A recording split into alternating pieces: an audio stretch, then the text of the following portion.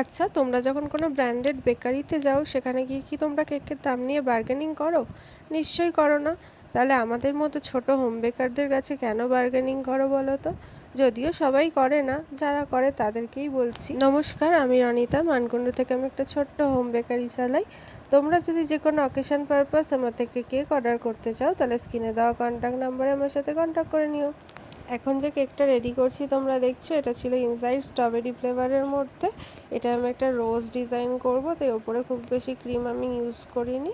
কেকটাকে ভালো করে ফাইনাল কোটিং করে নিচ্ছি।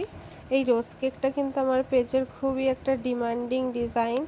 এটা আমি বহুবার বানিয়েছি এর আগে, বিভিন্ন কালারে, red, pink, blue, purple, yellow, আমার সব কালারই বানানো হয়ে গেছে। আজকে একটা নতুন কালার ট্রাই করছি, দেখো তোমরা। এই কেকটা যে অর্ডার করেছিল সেও ছিল আমার রিপিটেড ক্লায়েন্ট। তো ও আমারই একটা করা পিঙ্ক কালারের রোজ কেকের ফটো দেখিয়ে বলে যে এটা কী কালার করলে ভালো লাগবে তুই বল। আমি ওকে সাজেস্ট করি এই কালারটা। এই কালারের আমাদের বাড়িতে একটা রোজের গাছ আছে।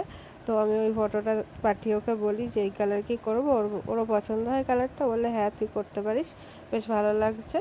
তো যেই ভাবা সেই কাজ, আমি এই কালারটাই করি।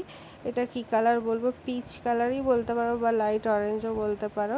প্রথমে যে বার্গেনিংয়ের কথাটা বলছিলাম সেটা কিন্তু এই কেকের সাথে কোনোভাবেই রিলেটেড নয়।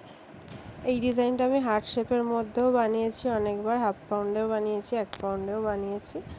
আজকে 1 পাউন্ডের মধ্যেই বানিয়েছি। নিচে একটা বর্ডারও করে দিয়েছি, নিচটা ফাঁকা লাগছিল বলে। বর্ডারটা কিন্তু আমি উইদাউট নজেল করেছি। কেমন লাগছে জানিও। কয়েকটা হোয়াইট পার্লও ছড়িয়ে দিয়েছি। দেখতে ভীষণ ভালো লাগছিল, সামনে থেকেও দারুণ লাগছিল। তোমরা কমেন্ট করে জানিও কেমন হয়েছে। ভালো লাগাটা লাইক করে দিও, শেয়ার করে দিও। Thanks for watching, bye. দেখা হবে নেক্সট ভিডিওতে।